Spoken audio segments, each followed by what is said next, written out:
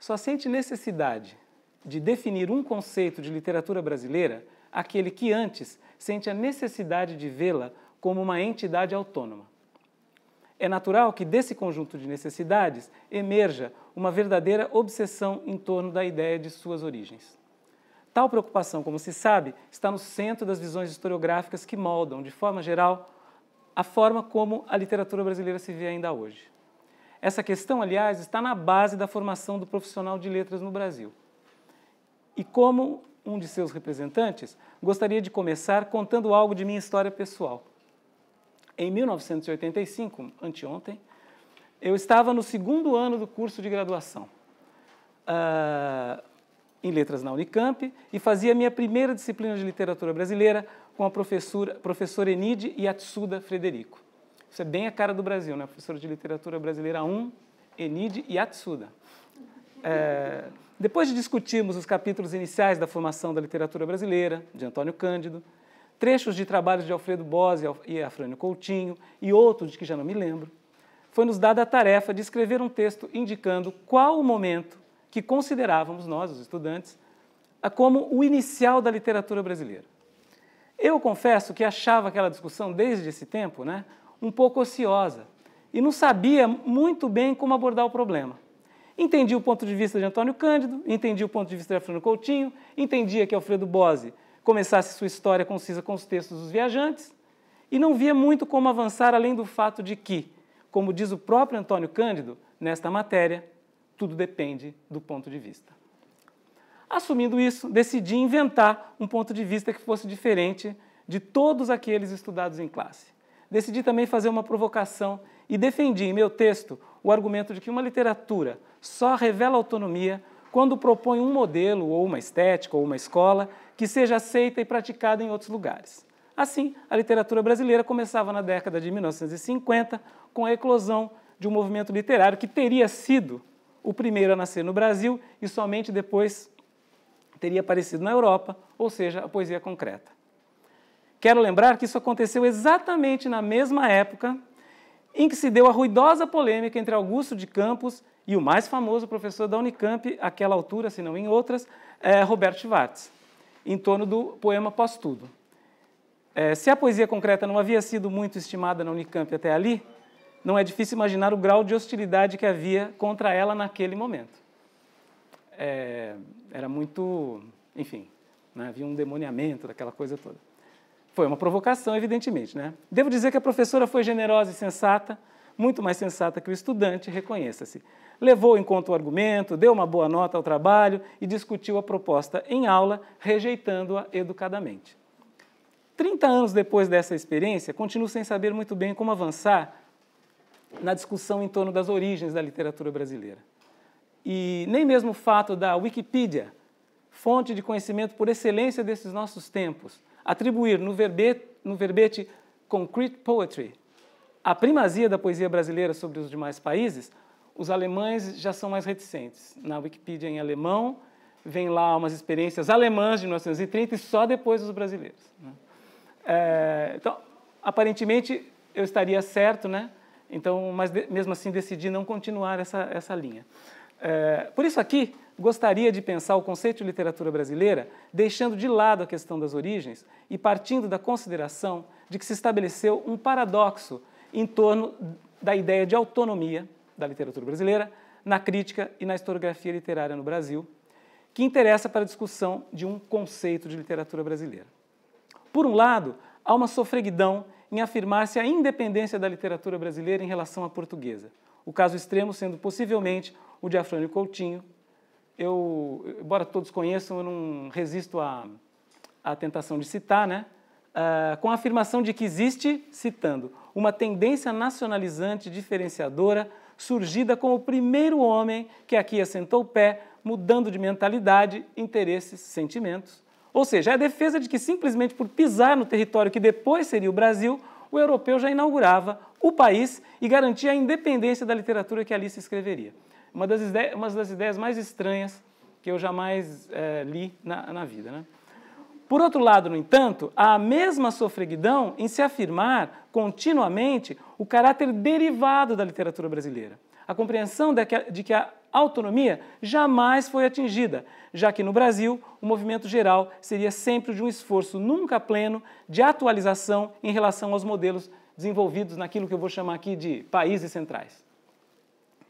Em síntese, a fórmula seria a seguinte: autonomia em relação a Portugal e dependência em relação a outras literaturas europeias, mas não só, né? Não custa observar que nenhuma dessas duas posturas é propriamente cosmopolita. Antes revela as duas facetas complementares do provincianismo. De um lado, a valorização da produção local, simplesmente por ser local e, portanto, capaz de estabelecer-se como algo único dentro do território da língua portuguesa e da literatura universal, para usar esse termo estranho, né? E do outro, o rebaixamento da produção local, sempre vista como insuficiente em face a tal grande literatura do Ocidente. A mim isso parece um pouco uma espécie de bipolaridade, né? Não é coincidência que o conceito crítico elaborado no Brasil, que obteve maior projeção para além das fronteiras do país, tenha sido o de importação, tal qual sugerido por Roberto Schwartz. É verdade que o conceito de sistema literário, de Antônio Cândido, também já foi manipulado por críticos não brasileiros. Mas, de forma geral, ele ficou restrito à América Latina. Já o conceito de importação é amplamente utilizado por um crítico estelar das últimas 2 décadas, o Franco Moretti, tanto no seu Atlas do Romance Europeu, quanto na proposta bombástica de retomada dos esforços de estudar-se a Weltliteratur por meio da tal leitura à distância. E note-se, ele assinala, na bibliografia, nas citações, a origem schwartziana do conceito. É bastante curioso que, para um brasileiro, né, que se formou nesse contexto e que tem no Antônio Cândido uma referência... Enfim, no Brasil, o Antônio Cândido é mais incontornável do que o Cristo Redentor. O Robert Schwartz também é um crítico muito importante, mas é muito estranho para mim essa espécie de diferença. O Antônio Cândido não teve quase nada traduzido para outras línguas, quase nada. O único livro inteiro dele que foi publicado em outro país foi Literatura e Sociedade, publicado inteiro no México. Tem uma coletânea que foi traduzida tanto para o inglês quanto para o francês, é a mesma coletânea, né? É uma coletânea que privilegia o Antônio Cândido leitor da literatura europeia, com a desculpa de que ninguém sabe literatura brasileira, então por que publicar na Europa um estudo desse tipo? E a antologia organizada pelo Abel, que não é uma tradução, mas é alguma coisa que saiu fora do Brasil. Já o Roberto Schwartz tem um livro inteiro dele sobre o Machado de Assis publicado e uma outra coletânea de ensaios, né? Por causa da projeção também que o Machado teve ultimamente. Bom, não sei se concordam com isso, mas eu tenho a impressão que o conceito de importação talvez seja a única coisa que a crítica brasileira tenha exportado, né? Um dos problemas que a criação de um conceito como importação, afinal uma analogia com o mundo da economia, coloca, é o de que no campo da cultura é muito mais difícil, se é que chega a ser possível, definir o que é local e o que vem de fora. Na economia não há dúvida. Desculpe, eu vou fazer uma coisa meio boba aqui, mas só para frisar mesmo, né? Não há dúvida. Se um produto é fabricado na China e é vendido no Brasil, só pode ser um produto importado, se não for o caso de contrabando. Acontece que a literatura, e o mesmo se pode dizer das artes, da produção cultural em geral, não é um produto e sim um fazer. Ainda assim, no mundo da cultura, a coisa é mais complicada do que na economia, já que fazer um produto na China com um processo industrial criado nos Estados Unidos não mudará em nada o fato de que tal produto, vendido numa loja de Nova York, vai ser um produto importado. Quer dizer, para as relações econômicas, a clareza é necessária. Então, a gente sabe o que é importado, não é? Mesmo reconhecendo essa diferença entre o uso do termo importação na economia e na teoria da literatura, alguém poderia dizer que afirmar que é problemático falar em importação quando se trata do romance é aquilo que no Brasil chamamos de procurar pelo em ovo. Não sei se usa essa expressão por aqui também. Quer dizer, estou inventando um problema, né? Afinal, não há qualquer controvérsia na ideia de que o romance é um gênero literário que não foi criado no Brasil, por exemplo. Aliás, nenhum gênero literário foi criado no Brasil. E a frase, o romance existiu no Brasil antes de haver romancistas brasileiros, que abre o ensaio de Roberto Schwartz, a importação do romance e suas contradições em Alencar, seria indisputável. Essa frase seria indisputável. Acontece que, lendo essa afirmação de um outro ponto de vista, também é possível dizer que ela sugere, até provoca, uma disputa. Claro, se não tiver uma disputa, a gente não tem razão para estar aqui, né? Alencar, antes de ser romancista, leu muitos romances, forçosamente estrangeiros, já que não havia romances escritos por brasileiros na altura de sua formação. Lembre-se que ele já tinha 15 anos quando se publicou A Moreninha, lançado no mesmo ano sobre o qual ele diria em Como e Por que Sou Romancista: não me recordo de qualquer tentame literário de minha parte até fins de 1844. É a mesma data, né? Dessa maneira, o romance fez parte da formação desse escritor, moldou sua sensibilidade, sua noção de literatura, internalizou-se nele. Passados na França, na Itália, na Espanha, na Inglaterra, seja onde for, esses romances compunham para quem os lia uma espécie de familiaridade que os ligava aos serões caseiros, às experiências íntimas. Dizendo de uma outra maneira, mais sintética, o fato de terem existido romances antes de existirem romancistas no Brasil abre a possibilidade de pensarmos que, para a restrita minoria letrada brasileira, o romance não era pensado propriamente como algo estrangeiro. É mais ou menos como a gente querer nacionalizar o rock and roll, mal comparando, né? As pessoas têm essa experiência desde os 6 meses de idade e é muito difícil convencer um garoto hoje em dia que o rock é uma coisa que não tem nada a ver com a experiência dele, né? É um pouco essa analogia que eu estou procurando fazer aqui, não sei se é forçado, depois vocês me dizem.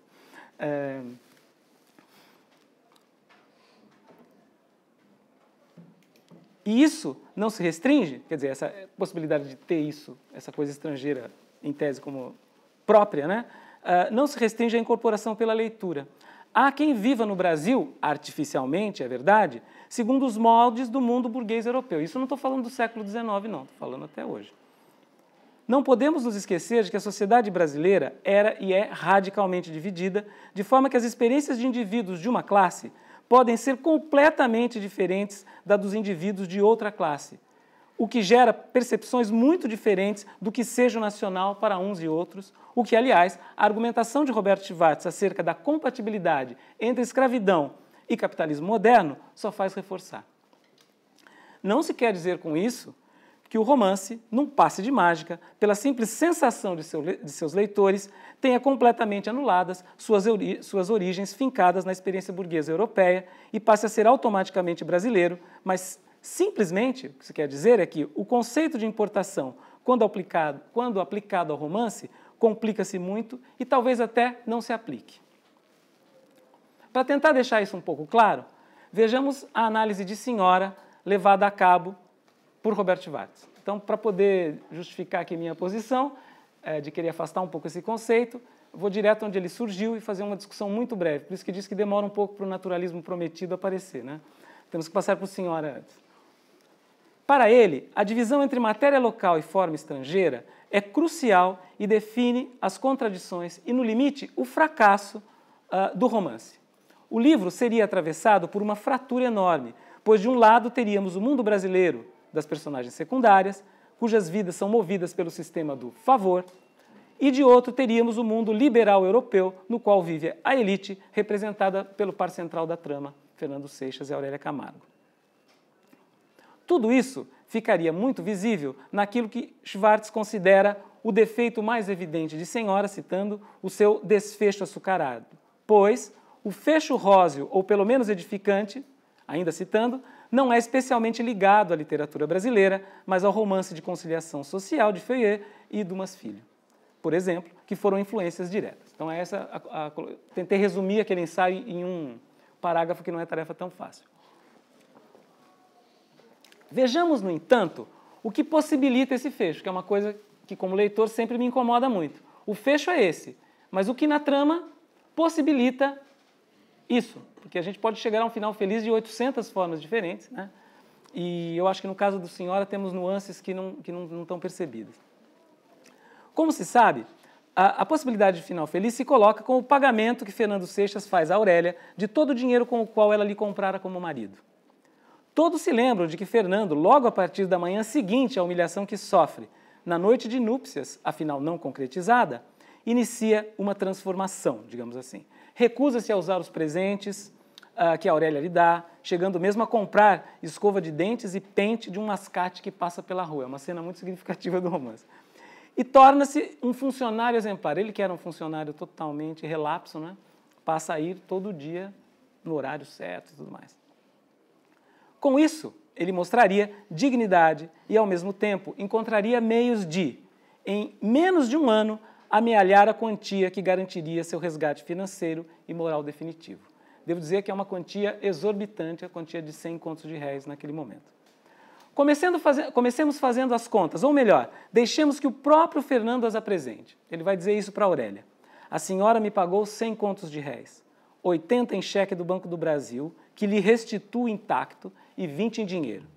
Recebido a 330 dias, ao juro de 6%, essa quantia lhe rendeu um conto, 84.710 réis. Tenho, pois, que entregar-lhe 21 contos, 74.710 réis. O romance é obsessivamente detalhado nesse ponto. Além do cheque. Não é isso? A Aurélia concorda. Acontece que pagar não é tudo, é preciso que a origem do dinheiro seja honesta. Vejamos mais uma vez a explicação que Fernando, aliás, na ordem do romance, já havia adiantado. Ele vai dizer assim: cerca de 6 contos representam o produto de meus ordenados e das joias e trastes que apurei logo depois do cativeiro, pensando já na minha redenção. Ainda tinha muito que esperar e talvez me faltaria resignação para ir ao cabo se Deus não abreviasse esse martírio, fazendo um milagre em meu favor. É um milagre, depois a gente vai ver a natureza do milagre. Era sócio de um privilégio concedido há 4 anos e do qual nem me lembrava. Recebi a notícia da venda do privilégio, que me trouxe um lucro de mais de 15 contos. Aurélia aceita tudo, porque tudo está dentro das normas, pelo menos de alguma norma, as contas, as explicações e o dinheiro. De sua parte, prova que sempre amou o marido e, afinal, está tudo pronto para a entoação do hino misterioso do santo amor conjugal, que o narrador celebra no encerramento do romance. Se ficamos por aqui, ou seja, na maneira como as personagens veem os fatos, é difícil discordar da leitura de Roberto Schwartz. No entanto, a narrativa dá elementos que permitem ao leitor uma visão mais ampla que a das personagens. Assim, o narrador nos descreve como um funcionário público que não tinha onde cair morto converte-se em sócio. Então a explicação é a seguinte, cito do romance. Começara a desenvolver-se a febre das empresas. Um espertalhão teve a ideia da exploração de umas minas de cobre em São Paulo e, para obter a concessão, lembrou-se de associar à especulação um negociante que fornecesse os fundos e um empregado que abrisse os canais administrativos. Seixas achava-se em relação com o Frois e veio a ser o empregado escolhido.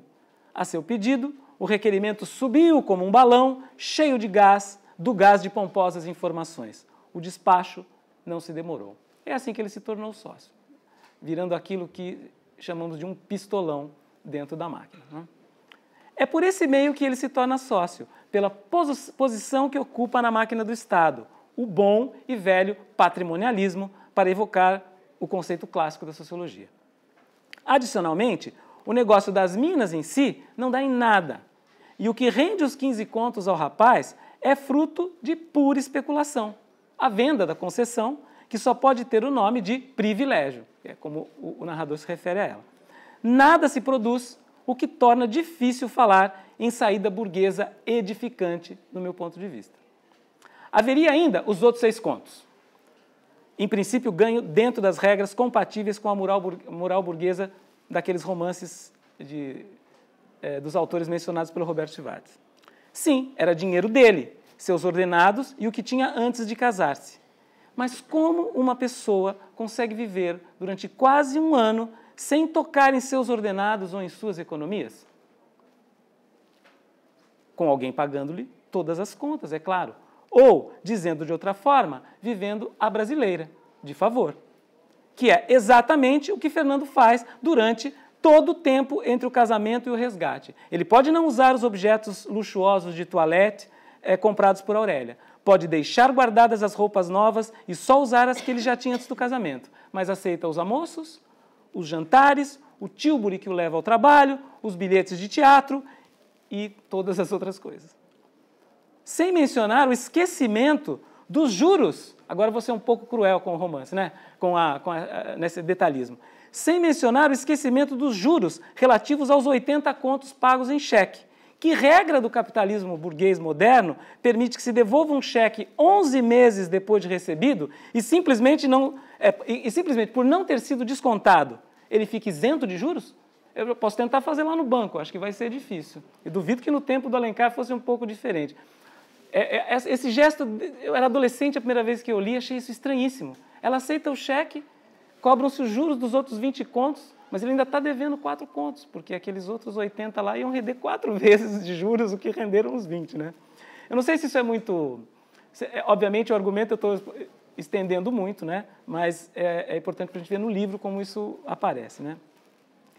Então, é dessa maneira, cheios de boa-fé e sinceridade, sem qualquer hipocrisia ou ironia, ao contrário, ansiosos por se resgatarem, que Fernando e Aurélia aparam todas as arestas e sentem-se livres para se amarem. E isso só é possível porque eles consideram próprios e não importados tanto os valores típicos de uma sociedade escravocrata pré-moderna, quanto os valores que Robert Schwartz caracteriza como importados, aqueles que regem as ações do romance europeu. Gente, o argumento o Brasil é uma barafunda, né? Quer dizer, é muito difícil. Como é que, do ponto de vista da contemporaneidade, a gente vai ver as nossas relações com o resto do mundo como uma relação mediada pela importação? É esse o ponto aqui. No Brasil, essas instâncias convivem, compondo ambas a experiência nacional. Está certo que o drama burguês vivido por Fernando e Aurélia seria impossível para os personagens secundários e impensável para os escravos, que constituíam a maior parte da população brasileira.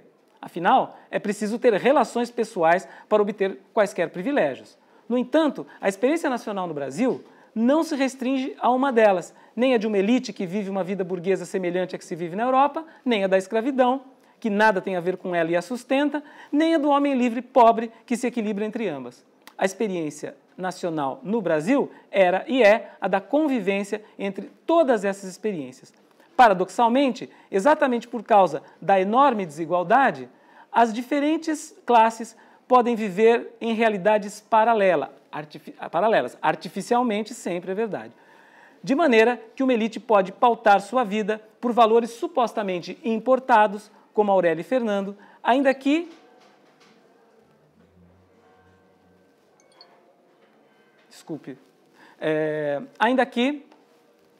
imersos até o pescoço numa lógica nacional de favorecimento pessoal.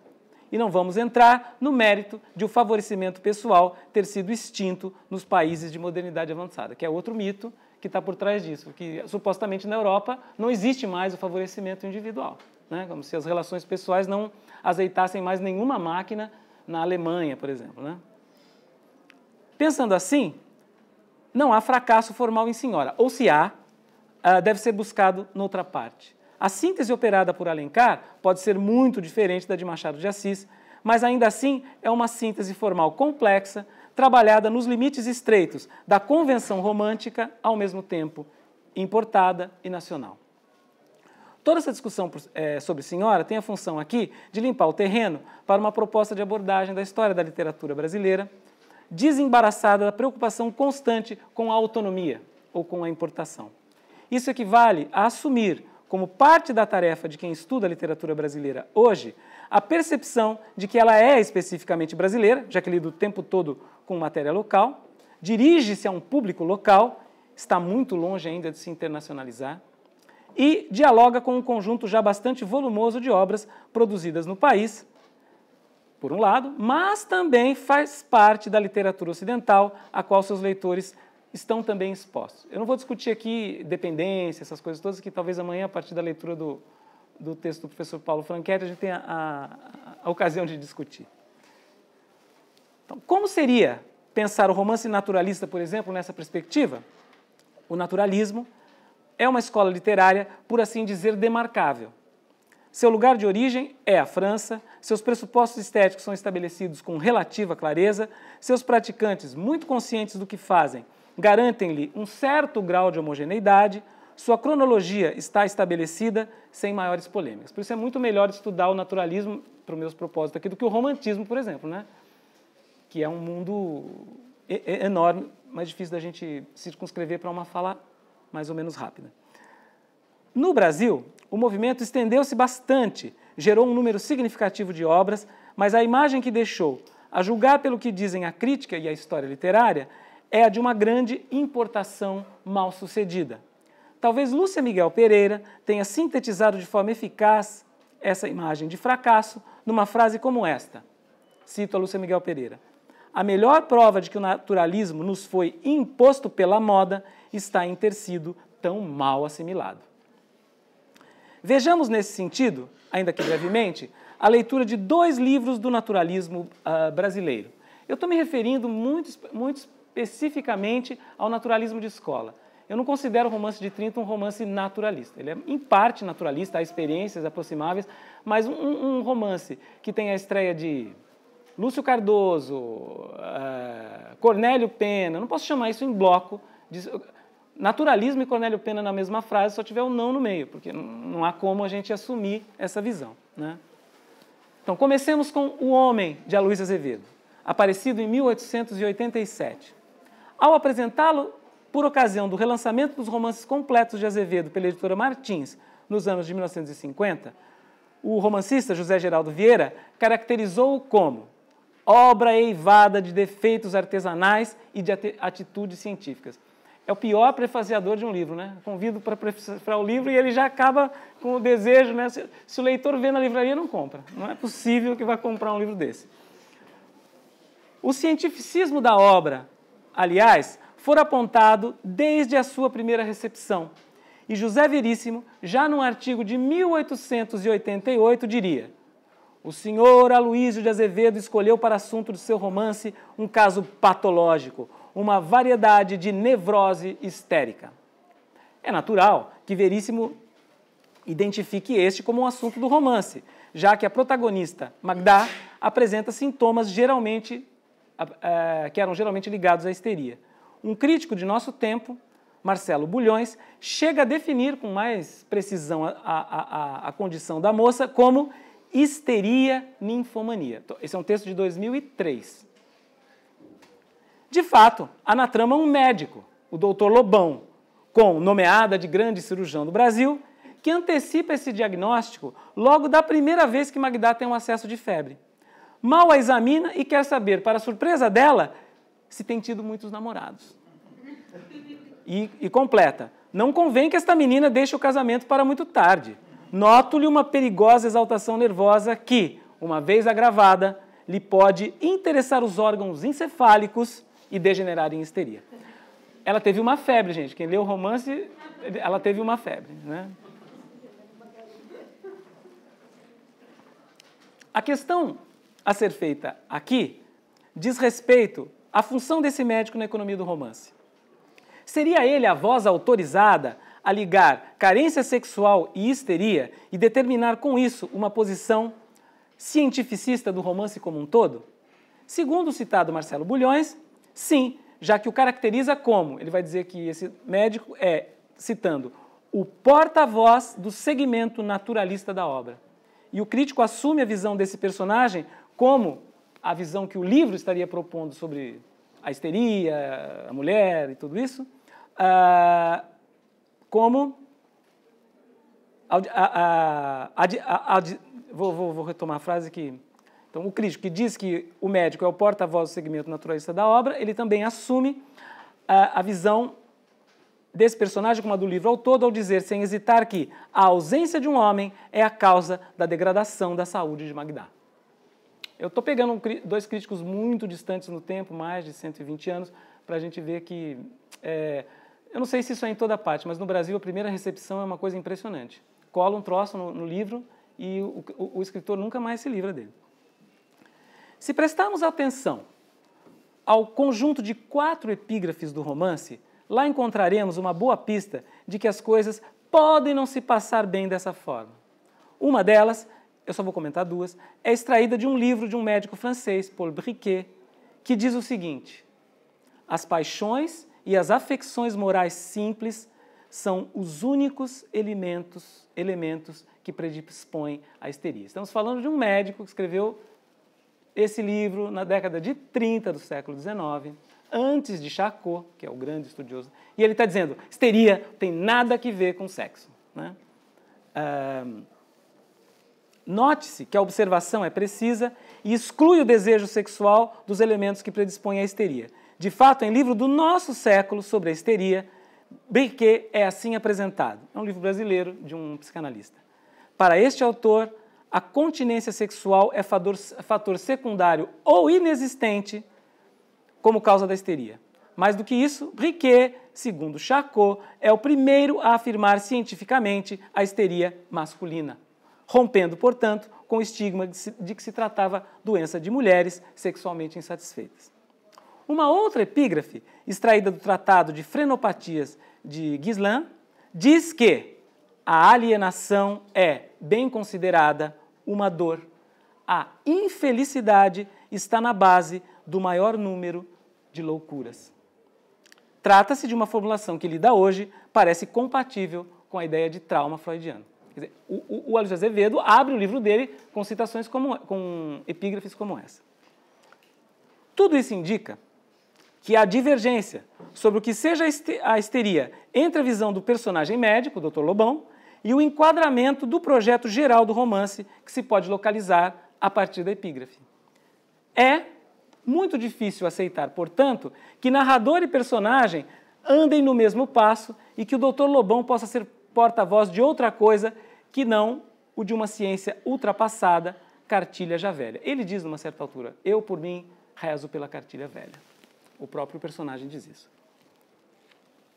Ora, o que o Dr. Lobão nem sabe, nem se interessa por saber, é que Magda tem seu primeiro acesso de febre depois de 2 eventos de grande impacto. Primeiramente, Fernando, rapaz que fora criado em sua casa como um afilhado de seu pai, por quem ela se apaixonara e que a iria pedir em casamento naquele dia, inexplicavelmente desiste de o fazer e anuncia que viajará para a Europa. Aturdida com aquela desilusão, ela tem uma crise de choro, ao final da qual, citando, sentiu uma estranha energia apoderar-se dela, uma necessidade de reação, andar, correr, fazer muito exercício. Mas, ao mesmo tempo, não se achava com ânimo de largar a cama. A moça não faz nada disso, nem exercício, nem fica na cama.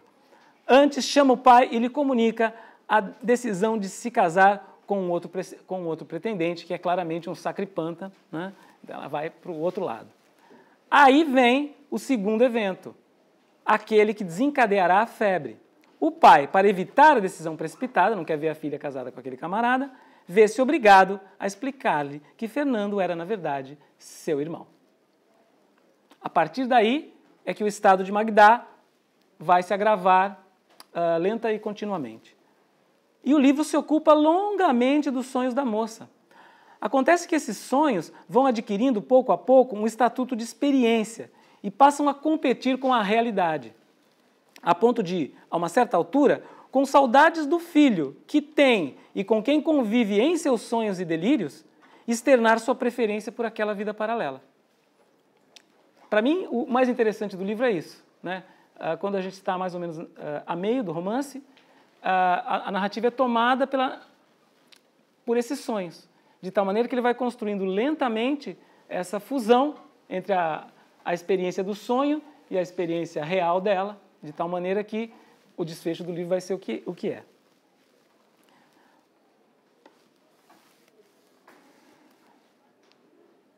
E nessa vida paralela, ela, que pertence na vida real a uma família abastada, casa-se com um pobre trabalhador de pedreira, um homem que ela viu somente uma vez na vida, quando, justamente ao subir na pedreira, sente uma vertigem e é carregada de volta para baixo por esse homem, que tem um belo nome de Luiz.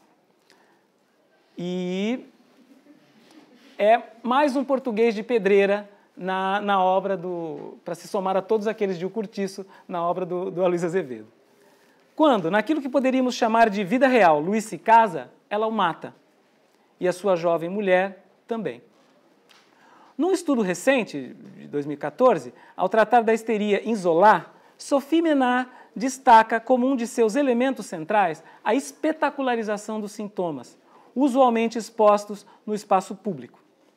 Em O Homem, isso não acontece.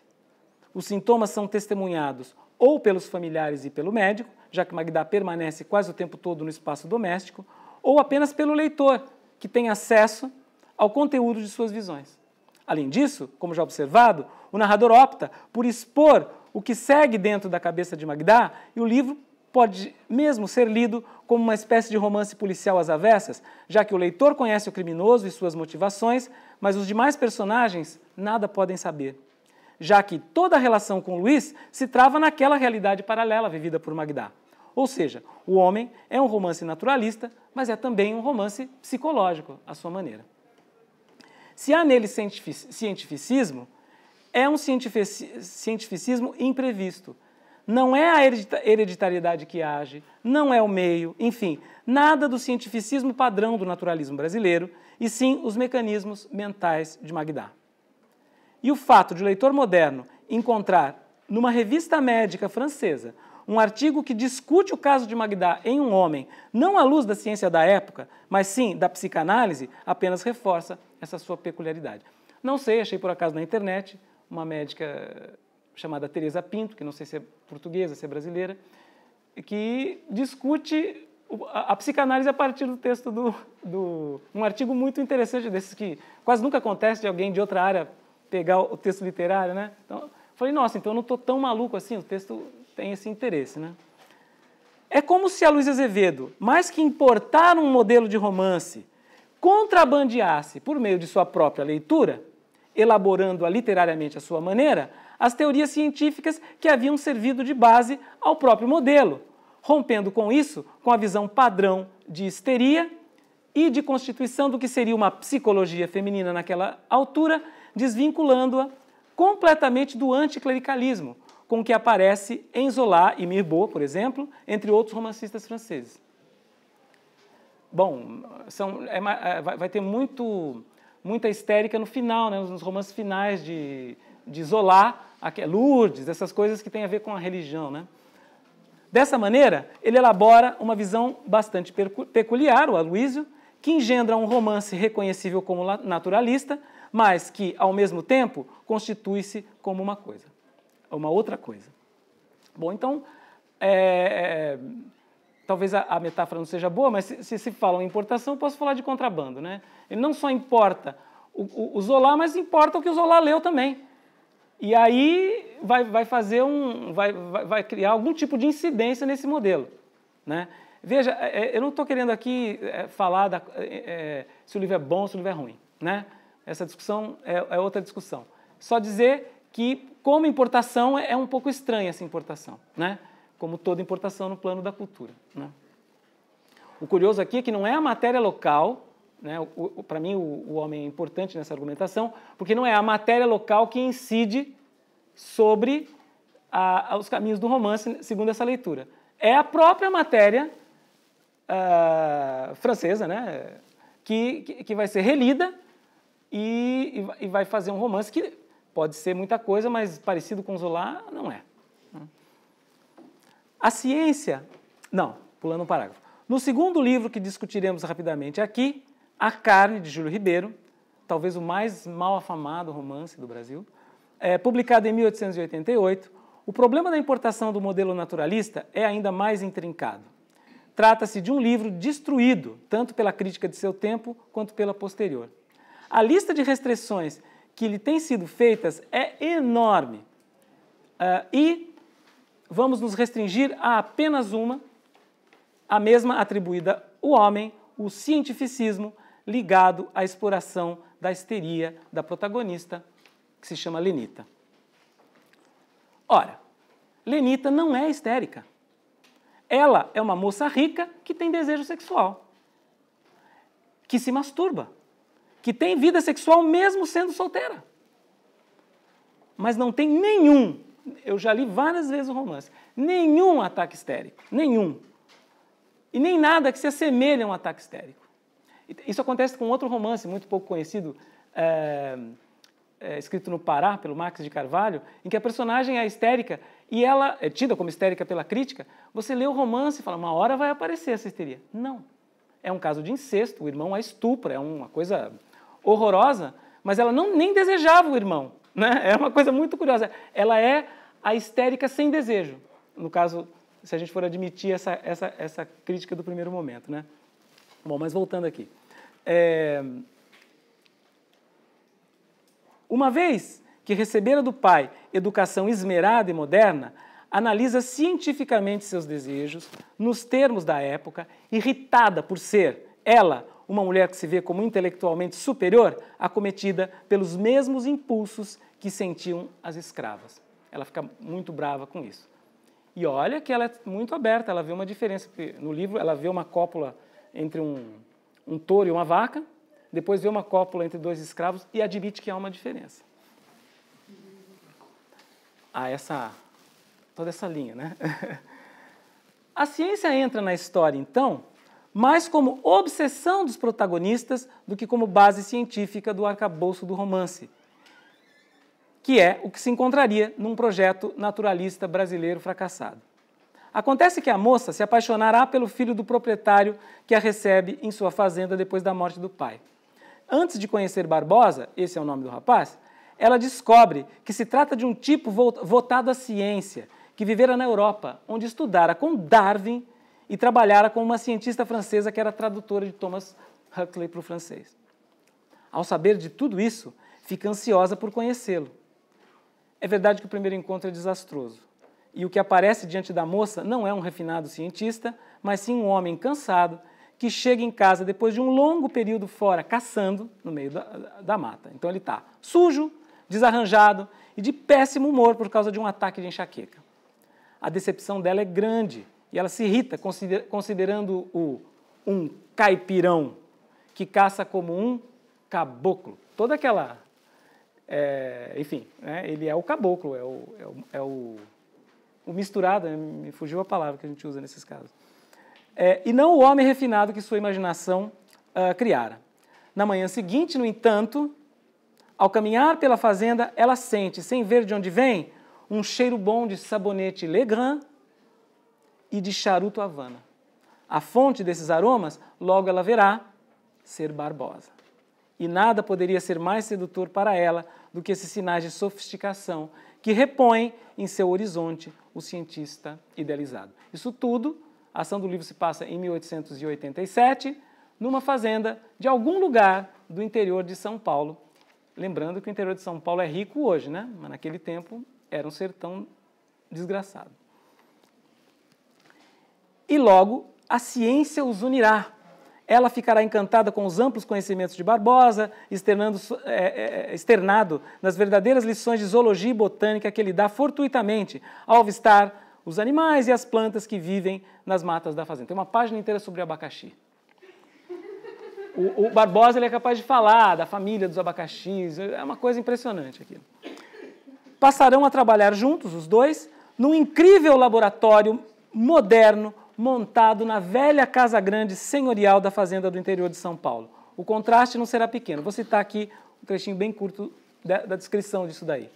A velha quadra de paredes corcovadas, carequentas, povoou-se estranhamente de instrumentos científicos moderníssimos, nos quais o brilho fulvo do latão envernizado se casava ao preto baço das partes enegrecidas, a transparência cristalina dos tubos de vidros multiformes ao lustroso da madeira brumida dos suportes, a verdura fresca da seda das bobinas. Então, ele cria...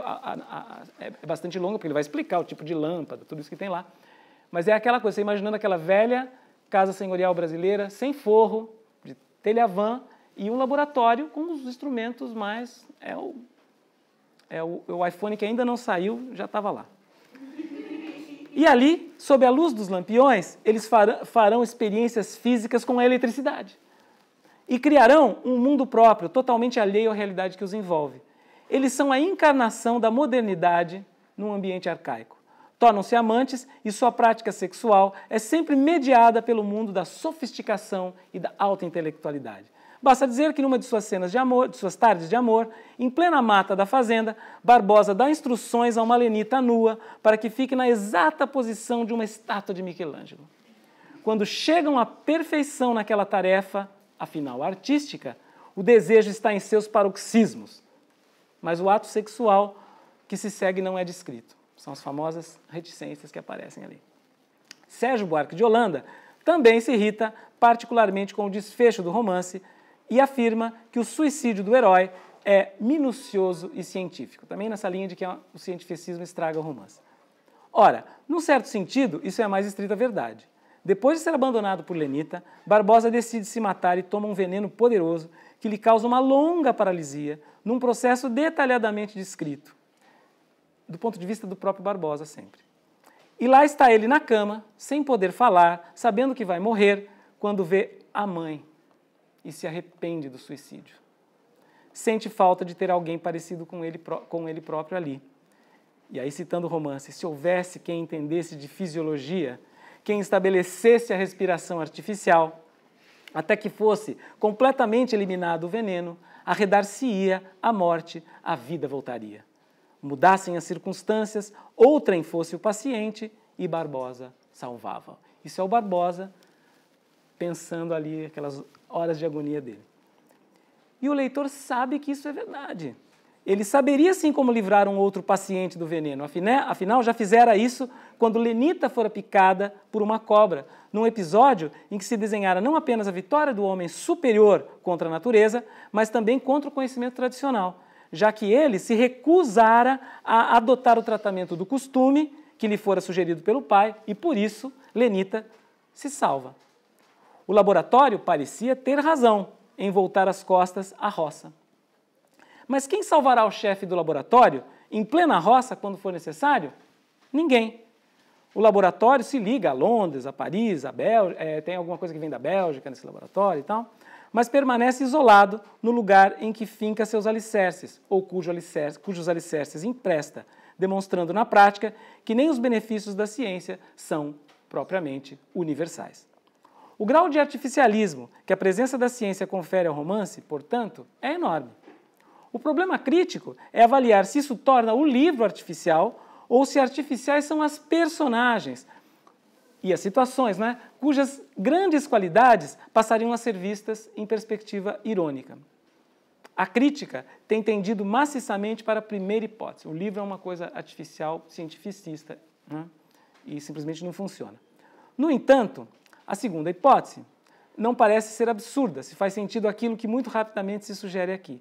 Basta apenas deixar de lado a visão de que simplesmente por ter desejo uma mulher é histérica, ou de que por ter vida sexual fora do casamento ela é uma prostituta, como um crítico da época a definiu, ou perceber que o disparate real encenado no romance é aquele laboratório diletante no meio do nada, ou ainda notar que não é a ciência que sobressai na morte do Barbosa, é a artificialidade de sua situação de exceção naquela sociedade, a incapacidade da própria ciência que não se desliga nunca das suas condições materiais.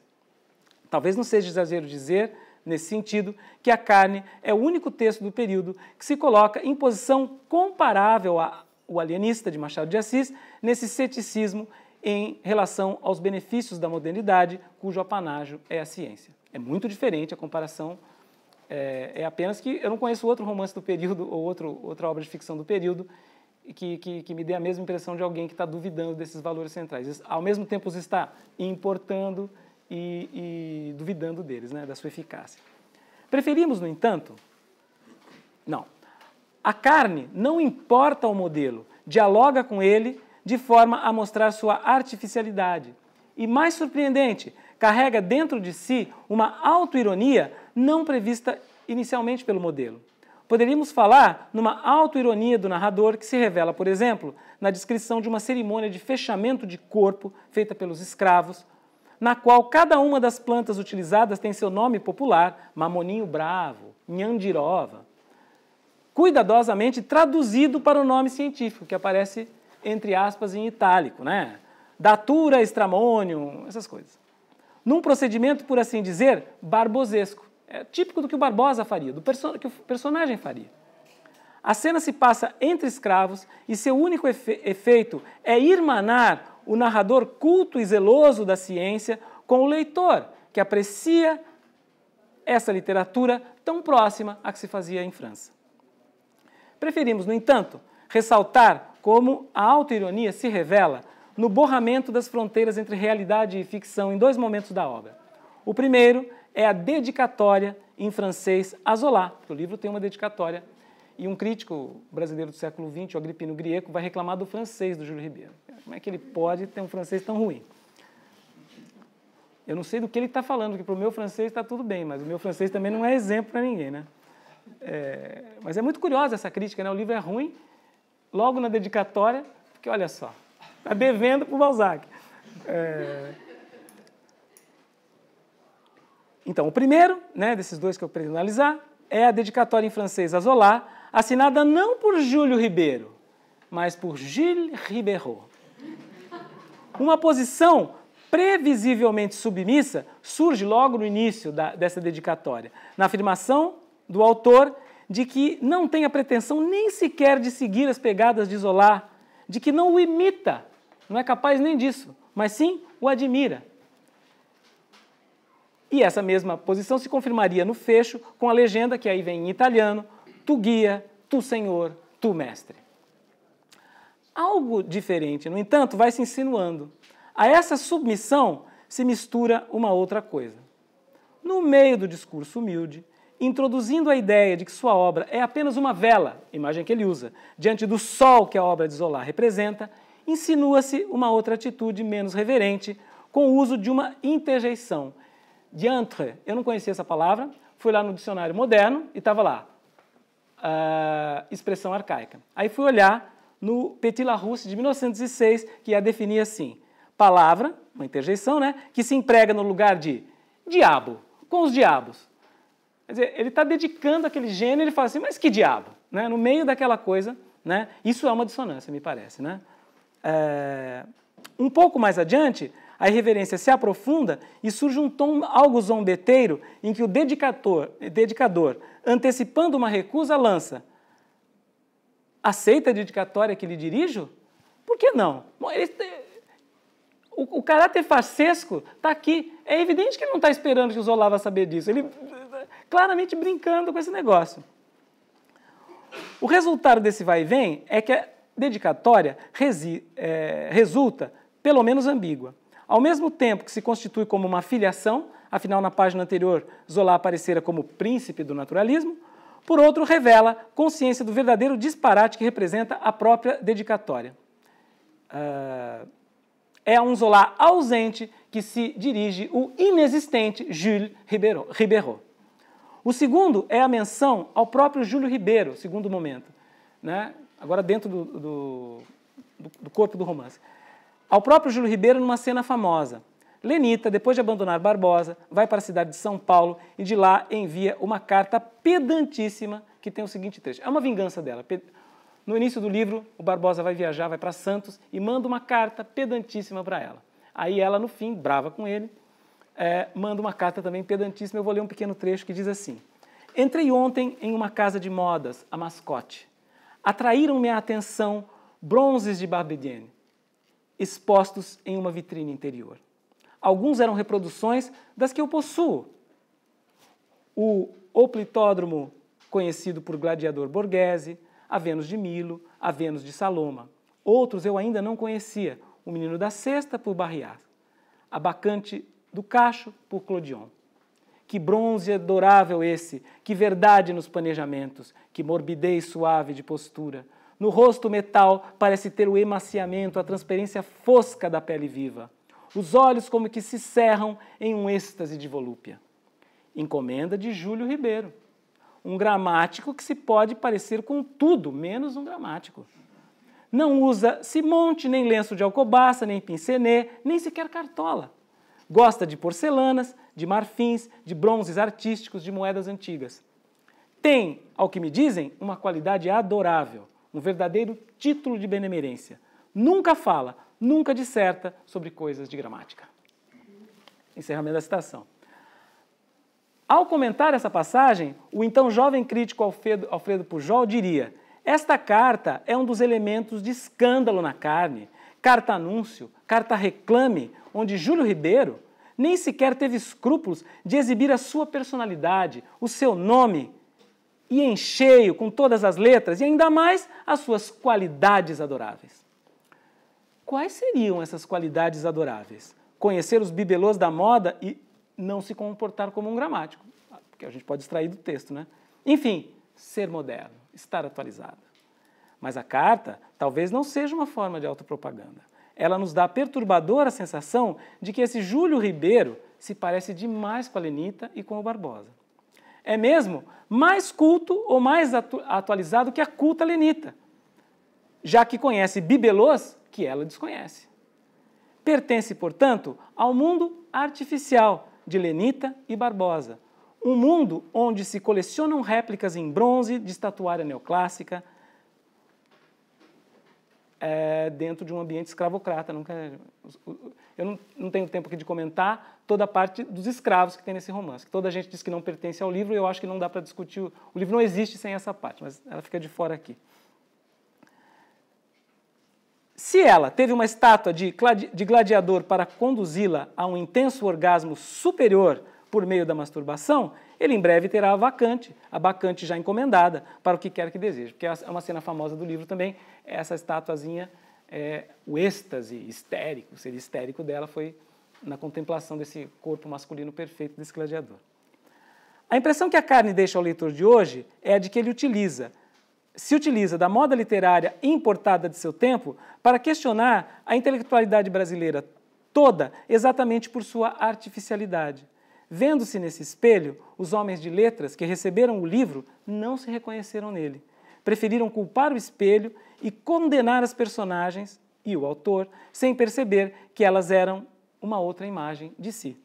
O que os mecanismos de estruturação de o homem e de a carne, mas também de senhora, indicam é que o manejo de uma ideia como a de importação, vale dizer, um conceito fechado de literatura brasileira, tem mais atrapalhado do que ajudado os esforços críticos de compreensão do conjunto da literatura que se fez e se faz no Brasil. Talvez, paradoxalmente, dificultem até a melhor compreensão da especificidade dessa literatura.